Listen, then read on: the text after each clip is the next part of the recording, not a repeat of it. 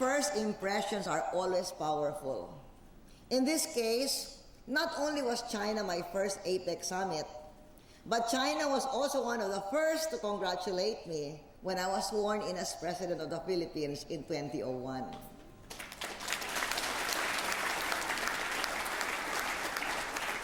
Sa mensahe noon ni President Chiang Kai-shek, sinabi, he called me an old friend of the Chinese people. Alam naman natin lahat, for the Filipino people as well as for the Chinese people, reference to an old friend is an expression of deep respect and openness toward the other. The APEC Leaders Summit in Shanghai was also my first visit to China as head of state. Though as Vice President, nagpunta na ako dito bilang panauhin din ni Vice President Hu Jintao noong panahon yun. Kaya matagal na, old friend na nga. So I particularly remember the warm reception I received from the leaders of China who manifested China's wish to build our relations.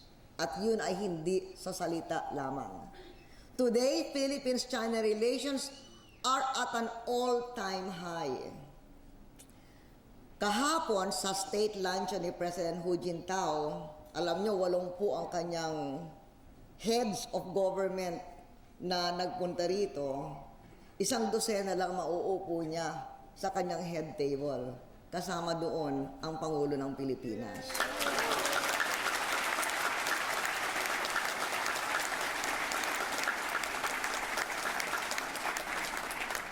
Sa 80 mga pinuno na narito, hindi niya pwedeng ma-meet lahat sa bilateral. Sa may iba, grupo-grupo. Ilan lang ang talagang bilateral na one-on-one. At isa doon, ginanap kanina umaga, kwento nga ni Sonia Brady, ay ang delegasyon ng Pilipinas.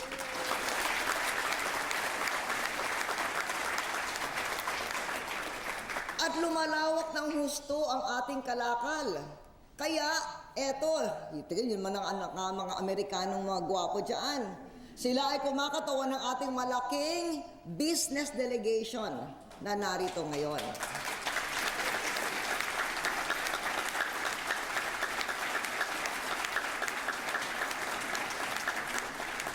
Kinatawan lang sila dahil ang daming iba merong ongoing bilateral, yung mga bilateral meetings with Chinese businessmen.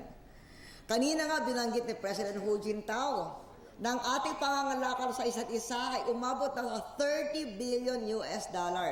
Number 1 export market natin ang China ngayon.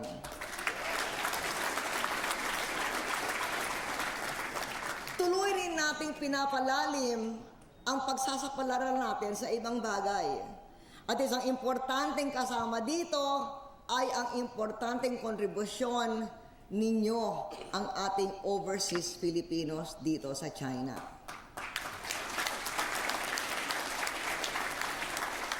Oo nga't 1,500 lang kayo dito sa Beijing, gaya ng sabi ni Sonia. Pero grabe naman yung 1,500 na yon. Napakabigat na mga kasapi ng Beijing kayo dito. Ating mga Filipino professionals, ating mga skilled workers, ating mga technical workers, malaki ang inyong kontribusyon sa ekonomiya at sa kultura ng People's Republic of China. Kaya sa inyong napakakagalang-galang na pagtatrabaho at mga pwesto sa inyong pinagtatrabahuan dito sa China, ang laki ng inyong tulong sa pagpapalakas ng ating relasyon sa pamamagitan ng China at Pilipinas. Kaya, bukod sa mga remittances na pinapadala nyo, napakalaki ang inyong kontribusyon sa kaunlaran ng ating bansa.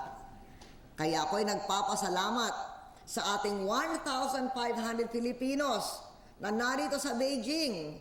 Salamat sa inyong tulong sa ating gumagandang relasyon, lalong gumagandang relasyon sa China.